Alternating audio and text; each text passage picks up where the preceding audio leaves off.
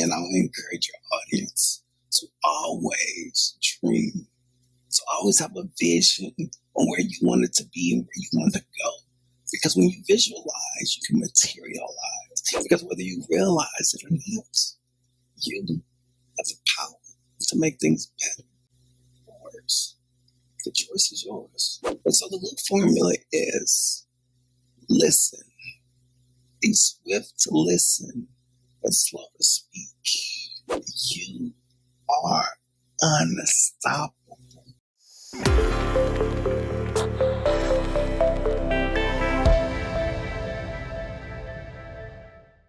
Today, I'm joined by Trenell Walker. It is an honor and privilege to talk to you today. Thank you so much for joining me. How are you doing today? I'm blessed and doing my best. How about yourself? I'm doing great and so excited to talk to you. Since we chatted about a week ago, I've just been having so many memories, and I've been reading your book and been taking me back to a lot of memories. So just to kind of set the stage. So Trenell and I grew up together in Sherman, Texas, played football together in the 8th grade. You were the closest thing to a celebrity I knew back then. And I'll just tell you, I remember we'd be in the huddle, if they'd call like a 40 or 49 sweep, and that was a touchdown. We know it was Trenell was taking it to the end zone. Well, Trenell, will you tell us just a little bit about your story for those that might not know you? Oh man, well, I know it's hard to concisely do it, but yeah, I just share just a little bit, about my story. Football has always been a passion of mine. It was the thing that I love to do. The reason why I love to do it is because I looked at it as a way to be able to get out of poverty. That was my meal ticket, and another way to be able to, not only provide for my family, but even to go to college. Because coming from a single parent home, my mom only had a 9th grade education, and she worked the jobs, only making $5.25 an hour at the time, and she also had to work not only one, but 2, maybe 3 other jobs to, make sure me, my brother, and my grandmother, who had a disability, was taken care of. So I knew she wouldn't be able to complete, but I knew she wouldn't be able to pay for going to college. So again, college was just a step closer to get me toward my ultimate goal. And that was to play in the NFL. I'd already visualized, being drafted in the first round, walking across that stage, shaking the commissioner's hand and getting that hat from, Jerry Jones with the star on it and holding up their jersey with the number 6 Walker on the back and being able to sign a check that would make me enough money to retire my mom from her job, buy her house, and to be able to get her a car. It's been said that the best laid plans of mice and men often go astray. As I entered high school, my plan was going as I had wanted to. I planned on being on the varsity football team as a freshman. And I was. And I was great at it. And I was living up to all the expectations of the community when my dream turned into a nightmare. It was on October 20th, 1995. The lights from Bearcat Stadium shined on the field, capturing my performance. The cold October breeze nipped at my skin as I walked to the left side of the defense to take my position. I looked in to the right at the quarterback waiting for him to receive the football. The moment he received the football, he tossed it to the running back headed in my direction. I had read that play like a book. So I ran up the field as fast as I could to stop the running back. The running back saw me and immediately tried to reverse field to avoid a loss. But me, I made that textbook tackle from behind, hitting the running back, wrapping him up and driving him toward the ground. Unknowing to me, my teammate was coming from the opposite side to assist me. The running back seen him, but I didn't, which is why he ducked underneath. When he did that, that caused my head to be exposed, and my teammate ran into me, and hitting the top of my helmet at the ground, crushing the fourth vertebrae, leaving me paralyzed from the neck down.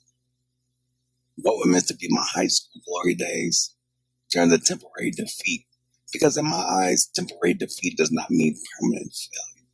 Was it hard? Yes. But I always say it's impossible to stop a motivated person, because they never quit. Well, your story is such an inspiration. And I would say even before your injury, you've always carried yourself in such a manner, being a celebrity. And, we all saw you as you were a future NFLer, and everyone was rooting you on. And I still remember that night. I can picture it perfectly, going to Wilson and Jones, the hospital, just, there's a crowd of people just there rooting for you. And since, you've just proven to be the champion, and that we always saw you as, and you're just a leader, a natural born leader. And your story, you've inspired, I've thought of you so many times over the years, and I've told story after story. I want to ask, so currently you're a Zig Ziglar Legacy Certified speaker. I don't know if I said that correctly. I'm really curious, when and how did you come across Zig Ziglar, and what does Zig and the Ziglar family mean to you? Man, you telling me that I was a celebrity, man. You got me feeling like I can walk on water and glow in the dark right now. But it's pretty interesting how I actually came across, the family, because, and I'll encourage your audience to always dream, to always have a vision on where you want it to be and where you want to go. Because when you visualize, you can materialize. And so one day, while I was in college, I had joined a network marketing company. And a friend of mine, Nick's, we would always get into his car. And personal development is big in network marketing. And he always turned on, some Zig Ziglar, some Les Brown, some Jim Rohn. I mean, all the top ones. And I'm like, man, we always got to listen to some personal development. Can we at least listen to the radio? But it was funny, because as I'm listening to this personal development, it was a distinct voice. Zig's distinct voice that really resonated with me. And this was 2004. And I said, man, I want to be his protege one day. So let's fast forward to 2009. I was actually talking to Jeremy Roberts one day, and he was like, so, Trenell, are you still out there, doing your speaking thing, because your story is so inspiring? I was like, yeah. I was like, man, but my real dream is? He was like, what? I was like, to be Zig Ziglar's protege. He looked at me, he was like, I know Zig Ziglar. No and way. I was like, what? He was like, yeah. He was like, man, he was like, he has a Monday devotional, where a group of people meet at his office, and they have like guest speakers coming in. He said, let me talk to the person that I know there, and we'll see if we can get you in. He was like, I'll get back with you in 2 weeks. He's a man of his word. He got back with me in 2 weeks, and so we actually, went down there. And I'm telling you, Bryan, I'm rolling in to the office, nervous as a long-tailed cat in a room full of rocking chairs. And I roll into this room, and I remember Mr. Ziglar being to my right, because this is actually after he had his fall and different things like that. So, and his son, Tom Ziglar, was like right behind him, supporting him. And this room was like packed. And so I rolled into the room, shared my story. And as I was leaving out, Mr. Ziglar stopped me. And he said, Trenell, you're going to inspire more people than I have. Write a book. And so I wasn't able to be his protege, but his son, Tom Ziglar, actually took me under his wing and just started mentoring me. And he is the one that actually helped me come up with the Trenell Effect. So that's a great transition. I've got the Trenell Effect in front of me. I've been trying to get through it with dry eyes, but it's such a great book. What is the Trenell Effect? The Trenell Effect are the 7 principles that I use to be able to persevere in life. And the T is funny because when I was sailing, I went to see Tom, and he was like, the T can, because I wanted to know a name for my business, like a speaking business. And I was like, man, Tea Time Live. And he sat there and he was like, don't you know your name is unique? Have you ever thought about doing something with it? And I was like, no. He was like, the T can stand for take action. The L can stand for love. The rest you have to figure out on your own. So he put that seed into my mind. I just started thinking about it. So I started thinking about take action. I was like, all my life, I watched my mom take action despite, the difficult situations. And I learned from her that the T, take action, because proper action leads to satisfaction. And the R is for resilience. And I'm like, man, my mom was very resilient, because there was time where we had more month at the end of the month and we had lights cut off. But they didn't stay off long because my mom made sure that we were going to have lights, even if she had to work extra hours, get another kid. And I'm like, resilient. Be resilient, because 2 steps back can lead to a great comeback. And then the E is for encourage. My mom always encouraged my brother and I to be the best, to do your best no matter what. You may not make hundreds all the time, but if you make an 85 and that's your best, I'm satisfied with that. So the E is for encourage. Encourage in order to help me flourish. And the N I got from my brother. He would always tell me go hard or go home. Never, would let me quit even when we played this game called Up the Middle. And it's funny, I don't know if you got to that part in the book yet, but it was basically a game that we always played. He would always put like a sock and a shoe 6 feet apart, and he would throw me like a shoe as a football. And he would get in the middle of it. And I'm telling you, my brother, 14, I'm 6 at the time. And he would always tell me, he was like, hey, you can't stop playing this game until you score a touchdown. So the first time, and we were in our room in the house. So the first time I tried to actually get around him, because he was like, down, said, cut. So I tried to use my speed to get around him. That was a mistake, because he pushed me so hard, I flew into the wall and stuck there like a portrait. I got up, I looked at him. He was like, you mad? Good, do it again. So I went back to my spot.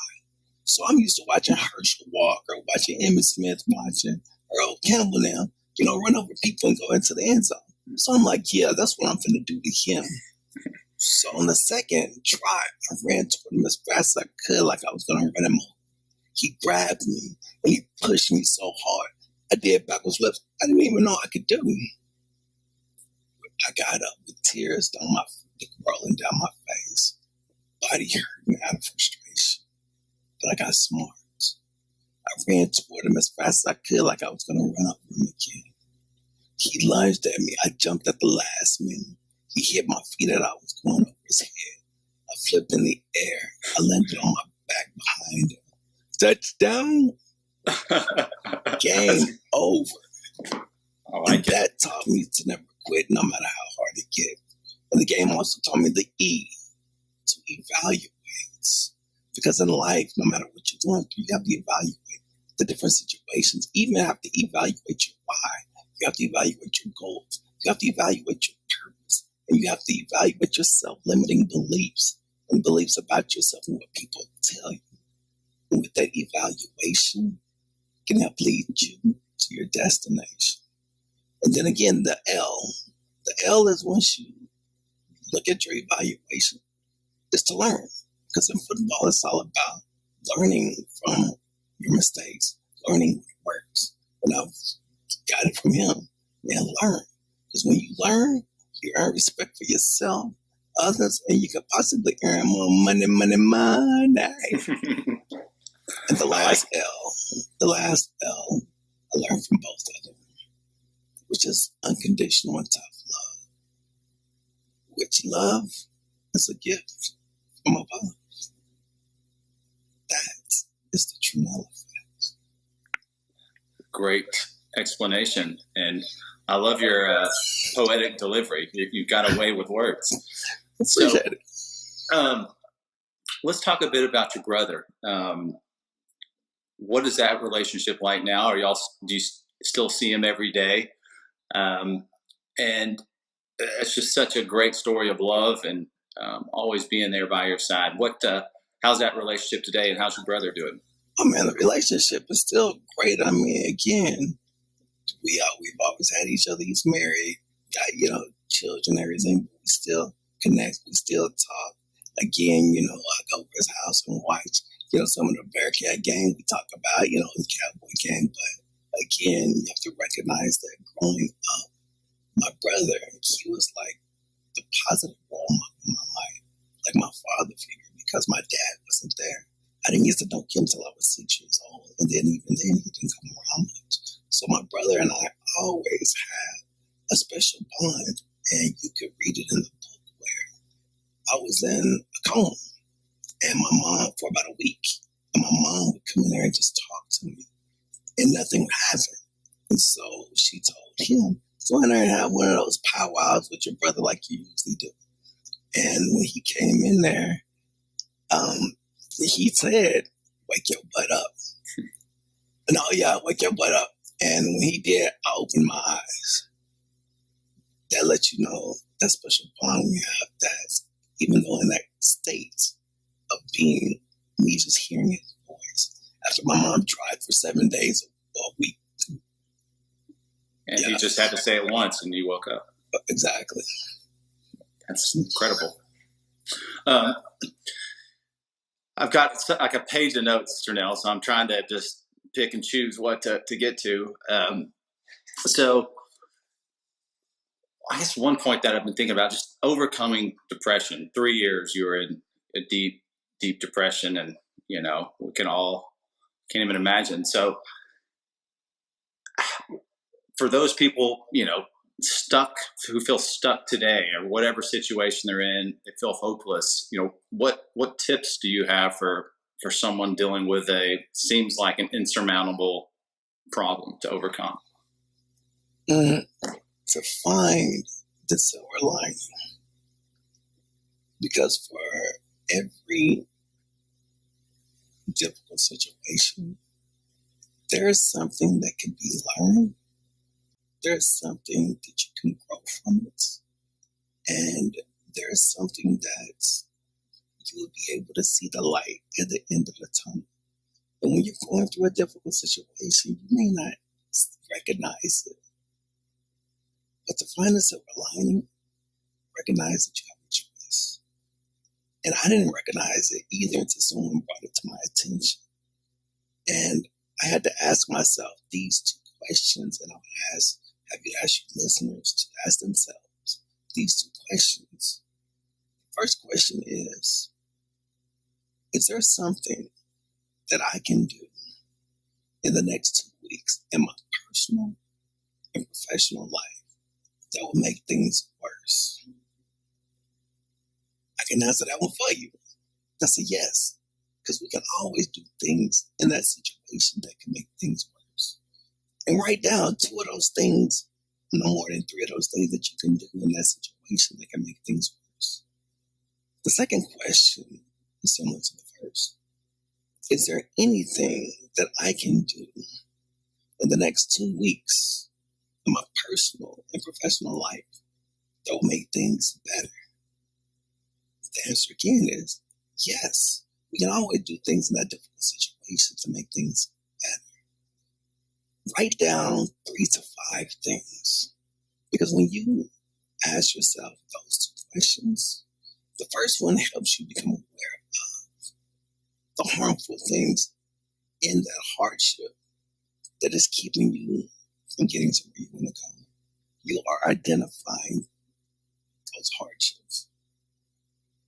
The second question is letting you know that, hey, there are some positive things that are going on within this hardship that I can do that can make things better. And if there's things that I can do within 2 weeks that make things better, now that is the silver lining. And by writing down at least 3 to 5 of them, now you can choose. And the reason why I only say write down 2 to 3 in the first question and 3 to 5 in the second, because you want to be aware of the things that you can do to make it worse, but you don't want to focus on. Because in depression, that's all you want to do is focus on the negative. But when you look at the second question, the things you can do to make things better, now you're focusing on the positive actions that you can take. Because whether you realize it or not, you have the power to make things better or worse. The choice is yours. I like that. It is a choice, right? We have a choice in everything. You have a quote here. I wrote it down. It says, "No matter how deep your mind is stuck into darkness, you can get out." Very powerful. So there's also a formula I wrote down too about helping others. I guess the LUE Formula. What is the LUE Formula? The LUE Formula. The LUE Formula is something that I thought about whenever I needed help, when I was going through my situation. Because I always would hear people always steady trying to encourage me, like, things gonna get better, things happen for a reason. And in my head, I'm like, what is that reason? And especially, church people. You hear them saying, God works in mysterious ways. And I'm like, okay, since you know God on that personal level, what ways is it? You tell me since you got that. And then they would say, what was it? God works in mysterious ways. And there's another one that they were saying. I'm like, I'm not trying to hear all that right now. I'm like, what I really wanted to do was someone to listen, to understand, and to experience. And so the LUE Formula is listen, be swift to listen, and slow to speak. Because I believe it was, I see as from that fussy Mark Twain. He said, if we were meant to talk more than listen, we would have 2 tongues in 1 ear. U is for the understand. Seek first to understand, then to be understood by asking. So it sounds like you feel. Because now you're getting on that emotional level, trying to get an understanding of how that person's feeling. And then the E is experience. While you're listening, experience that person's situation. Meaning, put yourself in that person's shoes. Because people don't care how much you know until they know how much you care about them. And that you do all those things, and that will equal intimacy. Intimacy. That's mutual caring and sharing, which we all desire. So you can use the LUE Formula in lieu of putting someone else in an emotional ICU by failing to listen, understand, and experience. It is great and very insightful too. I mean, a lot of times you just want to say, God works in mysterious ways, but that's not what that person needs. They need you to listen and hear about the experience. So, Trenell, are you still giving? Are you still speaking to groups? And where can people find more about your story? And if they want to have you come speak to their team or company and whatnot, where can they find you? Oh yeah, you can always find me at triumphbeyondlimits.com. You can also find me on Facebook, as well as Instagram. Facebook is at triumphbeyondlimits.com. Instagram is Triumph Beyond Limits. And so, yeah, but yeah, you can find me there. And you can also email me because I like emails. That's twalker@triumphbeyondlimits.com. I'll write that down for myself. Trenell, I can't thank you enough for taking the time to talk to me today, and could do it another 30 minutes, but I hope to catch up with you again soon, and I wish you just the very, very best, and thank you again. Hey, my pleasure, and thank you. I just want to say this one thing to your audience. You are unstoppable. Believe this to be true. You're valuable and successful in all that you do. You are unstoppable. Thank you, Trenell. My pleasure.